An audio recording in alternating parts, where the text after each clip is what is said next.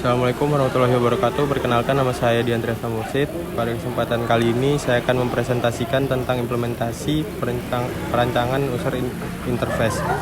Dalam perancangan user interface kali ini ada beberapa poin dari PPT yang akan saya jelaskan. Yang pertama, HTML. HTML adalah singkatan dari Hypertext Markup Language.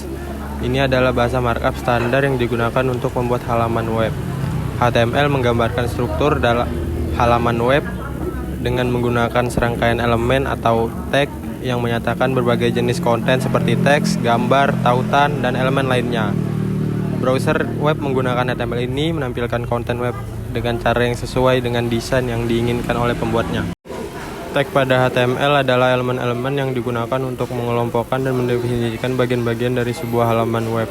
Setiap tag HTML dimulai dengan tanda kurung siku buka dan diakhiri dengan tanda kurung siku tutup, dan seringkali memiliki konten di antara keduanya. Contoh tag HTML yang pertama yaitu ada HTML yang menandai awal dan akhir dari sebuah dokumen HTML. Ada juga head yang berisi informasi-informasi metadata tentang dokumen. Ya, ada juga title yang menentukan judul halaman yang ditampilkan di jendela browser atau tab. Ada body yang berisi konten yang akan ditampilkan di browser seperti teks, gambar, tautan, dan elemen lainnya. Dan ada juga H1 sampai dengan H6 yang mendefinisikan heading atau judul dengan tingkat kepentingan yang berbeda. Ada juga P yang menandakan sebuah paragraf. Ada A yang membuat tautan link atau hyperlink. Dan ada juga IMG yang menyisipkan gambar ke dalam halaman web. Atribut dalam HTML adalah cara untuk memberikan informasi tambahan atau mengontrol perilaku elemen HTML. Ini seperti memberikan instruksi tambahan kepada elemen tentang apa yang harus dilakukan atau bagaimana harus terlihat. Misalnya ketika Anda menambahkan atribut src pada tag gambar, Anda memberitahu browser di mana file gambar terletak.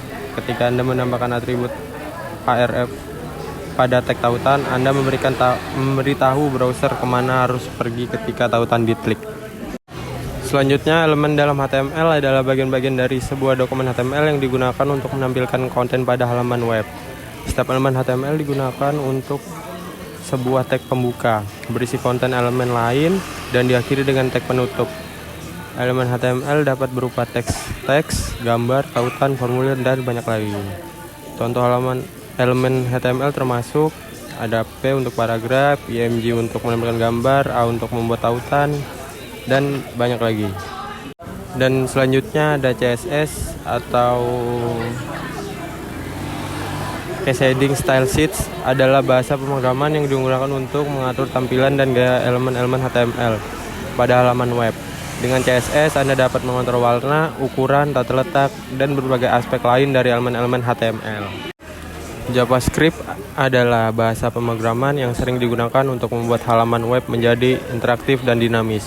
Ini adalah bahasa pemrograman yang berjalan di sisi klien atau di browser pengguna dan dapat digunakan untuk mengontrol perilaku, mengubah konten, dan berinteraksi dengan pengguna. Yang terakhir adalah fungsi JavaScript. Fungsi JavaScript adalah pemrograman yang kuat yang digunakan untuk membuat halaman web menjadi lebih interaktif dan responsif.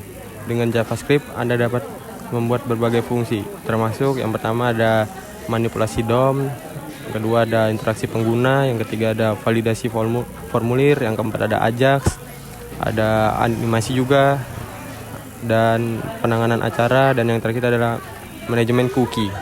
Untuk selanjutnya saya akan menjelaskan implementasi perancangan UI. Yang pertama ada rancangan interface, yaitu proses merancang tampilan dan interaksi antar pengguna dan halaman sebuah website. Apa yang harus dilakukan? Yang pertama yaitu perancangan menu, proses merancang tata letak, dan navigasi yang memandu pengguna dalam mengeksplorasi dan berinteraksi dengan situs web. Yang kedua yaitu perancangan layout yang menentukan struktur visual dan organisasi elemen-elemen pada halaman web. Yang terakhir ada perancangan form fill-in, proses merancang formulir yang memungkinkan pengguna untuk mengisi dan mengirimkan informasi melalui halaman web. Perancangan menu. Single menu yaitu hanya dapat satu menu navigasi utama yang digunakan untuk mengakses berbagai halaman atau bagian dari situs web tersebut. Dalam tampilan semacam ini, semua pilihan navigasi utama tersedia di satu tempat, biasanya dalam dalam bentuk daftar drop down atau daftar horizontal atau vertikal di bagian atas atau samping halaman web. Selanjutnya ada kombinasi menu, yaitu kombinasi dari 2 atau lebih jenis menu navigasi untuk memberikan akses ke berbagai halaman atau bagian dari situs web. Menu utama horizontal biasanya berisi link ke halaman utama atau kategori utama, sementara menu samping vertikal dapat digunakan untuk navigasi yang lebih spesifik atau untuk menyediakan akses cepat ke fitur. Selanjutnya ada perancangan form fill-in, yaitu yang berguna agar user bisa masukkan informasi atau data yang diperlukan ke dalam formulir di halaman web. Yang terakhir ada perancangan form fill-in, yaitu form digunakan untuk membuat sebuah form di halaman web, biasanya mengelilingi seluruh elemen form seperti input, fields, text, tombol submit, dan lain-lain. Yang kedua ada input, yang digunakan untuk membuat elemen input seperti teks, angka, checkbox, radio button, dan lain-lain. Yang ketiga ada label, yaitu elemen ini digunakan untuk memberikan label atau deskripsi terhadap elemen input, meningkatkan aksesibilitas dan penggunaan form.